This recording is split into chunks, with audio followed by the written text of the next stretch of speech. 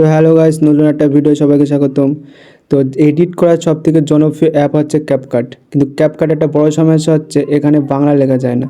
তো আজকে আমি শেখাবো সহজেই কি করে বাংলা লিখতে হয়। বাংলা লেখার জন্য প্রথমে ক্রোম ব্রাউজারটা ওপেন করতে হবে।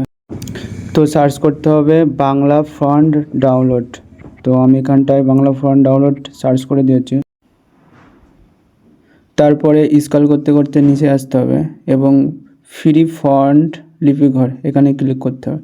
ক্লিক করার পরে এমন একটা পেজ ওপেন হবে এবং এখান থেকে তোমাদের যেমনটা পছন্দ, যেমনটা ভালো লাগে সেগুলো ডাউনলোড করে নেবা।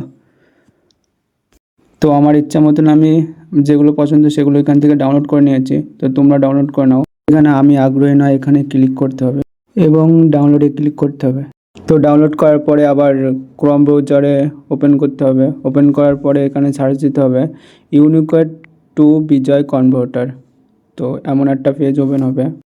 তারপরে প্রথম যে লিঙ্কটা আছে এখানে ক্লিক করতে হবে। তো আমি এখানে ক্লিক করে দিয়েছি। তারপরে এমন একটা পেজ ওপেন হবে। তো এখানটায় তুমি ক্যাপকাটে যে লেখাটা লিখতে চাও সেটা এখানে লিখে দিবা। যেমন আমি এখানে লিখছি আমার সোনার বাংলা।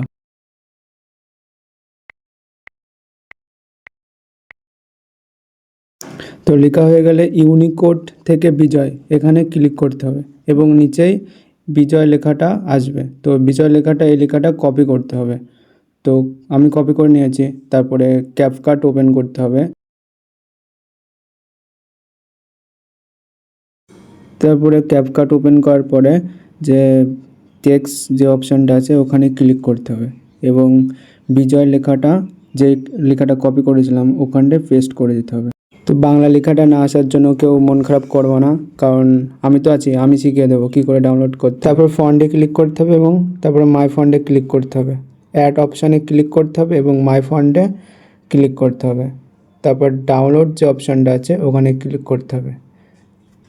তো যেখানে বাংলা লেখাটা ডাউনলোড করেছিলাম তো এখানটায় সেটা আছে। তো এখান থেকে অ্যাড করে নিতে হবে এই লেখাটা। তারপরে দেখো আমি এখানে অ্যাড করে নিয়েছি। ডাউনলোড করা বাংলা ফন্টটা এখানে চলে আসবে। এখান থেকে ক্লিক করে নিতে হবে এবং বাংলা লেখাটা স্ক্রিনের ওপর শো করবে। তো ভিডিওটা ভালো লাগলে অবশ্যই চ্যানেলটাকে সাবস্ক্রাইব করে দিও আর কমেন্ট করে জানিও তোমাদের কেমন লাগলো। তো আবার দেখা হবে নতুন একটা ভিডিও।